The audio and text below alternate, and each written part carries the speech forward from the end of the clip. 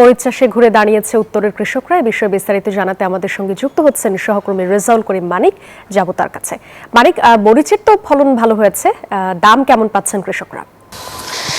সাদিয়া, আপনি জানেন যে উত্তরাঞ্চল সাধারণত তামাক চাষের দিকে বরাবরই ঝুঁকে থাকে, কিন্তু গেল বছর কিংবা এর আগের বছর থেকে এই মরিচ চাষের দিকে কিন্তু ঝুঁকেছেন তারা। কারণ এই মরিচ চাষের অর্থাৎ শ্রম কম, দামও কিন্তু বেশি। এই কারণে অসংখ্য কৃষক মরিচ চাষ করে তারা স্বাবলম্বী হচ্ছেন। এখন কিন্তু বাজারে 35 থেকে 40 টাকা অর্থাৎ এক পোয়া মরিচ কিন্তু পাওয়া যাচ্ছে, অর্থাৎ 120 টাকা থেকে 140 টাকা কেজি দরে মরিচ বিক্রি হচ্ছে। আপনাকে যদি বলে রাখি যে এই মরিচ চাষের দিকে মরিচ চাষ করে কৃষকরা লাভবান হচ্ছে, কারণ শ্রম কম, সময় কম, সবকিছুতে কিন্তু সহজলভ্যর কারণে কিন্তু কৃষকরা মরিচ চাষ করছেন। একজন কৃষকের সাথে একটু কথা বলতে চাই, আপনার সাথে কথা বলতে চাই। মরিচ চাষ করছেন আপনারা অবশ্যই, তো লাভবান কেমন হচ্ছেন? এবং খরচ কম লাভ বেশি।